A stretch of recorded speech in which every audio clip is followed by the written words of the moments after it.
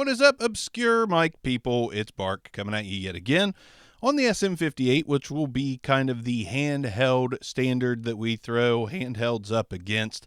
I'm not going to do a ton of comparisons throughout videos, but I will start out on a blank canvas, so to speak. $99 microphone, SM58, and we're going to throw up against it, kind of, but it's going to be its own review, the Sennheiser e815s, which is a $50 microphone. If you read the description, it says it's great for karaoke. Hell yeah, karaoke. I fought the law and the law won. That's my best karaoke impression. I don't know. Anyways, again, you're hearing the SM58, $100. Industry standard is what they call it. Let's go to the $50 815s, see what we think about the sound, and give it a review and talk about it and handle it and do all that stuff. That's what see you in a second. All right, now we're on the Sennheiser 815s. As you guessed it, the S stands for switch, which we can turn on. We can turn it on as much as we want. Now, $50, let's talk about the good.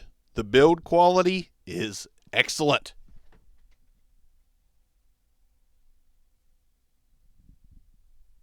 It is robust, heavy, very good metal, as you should be able to tell through the handling noise test, which I haven't done, so if it fails, I'm going to feel really goofy.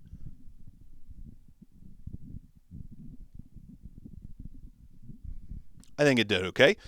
Again, heavy, robust metal. You tap it, you don't get a whole lot of noise. You get some, but you would get some with any microphone. Let's go ahead and do some tests because it is a handheld microphone and there's not a whole lot we can do with it except for karaoke into it. Plosives first. Peter Piper picked a peck of pickled pineapple pizza. Peter Piper picked a peck of pickled pineapple pizza. Now let's get right on top of the 815s from Sennheiser. No boomy proximity effect, just still sounds about the same no matter where you're at on the microphone. Maybe the volume, the decibels get a little higher, but otherwise there's no boominess, and that's kind of nice. Let's go ahead and do Offaxis Rejection, going 90 degrees off-axis, 180 degrees, 90 degrees again, and back around to the front of the microphone.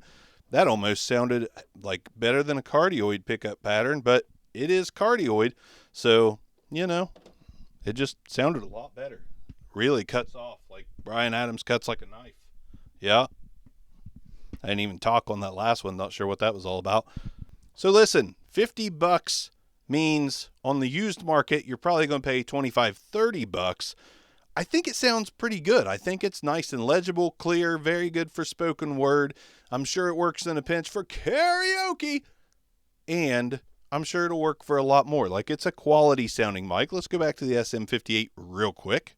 Back on the SM58, it's definitely a lot less full, the 815s is, but it also has a kind of more pleasant mid-range, if I were to say so myself, as this seems a little woolly in the bottom with a presence boost up top. This kind of cuts out the woolly bottom and throws in that mid boost on top of the presence boost as well, but nothing pierce or overly harsh, nothing like that. I actually think this sounds pretty good.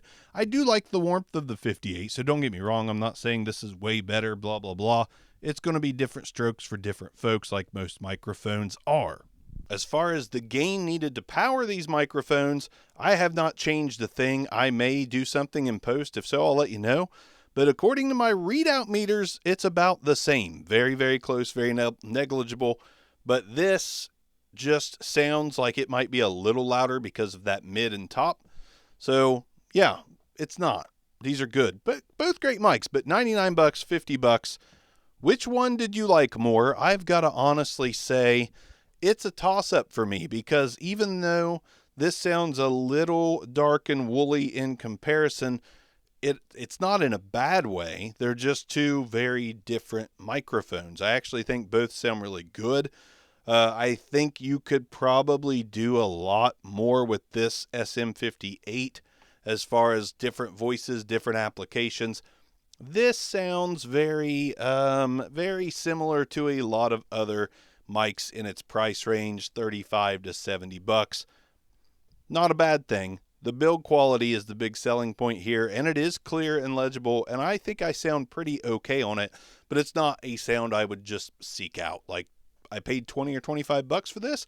That's cool, but I wouldn't pay more. I just wanted to get it in for a review. I was very happy about the build quality.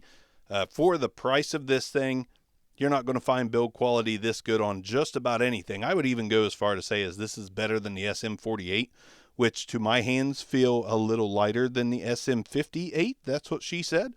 So build quality wise, absolutely excellent. Sound is fine, 50 bucks.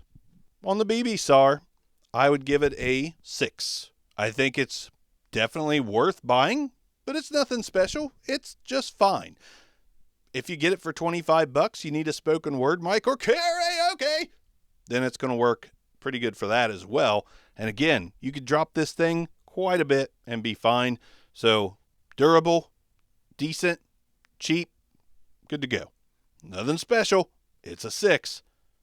Maybe the next one will be a 9. One of these days I'll grow up. Obscure Mics, I'll see you guys next time. Peace out.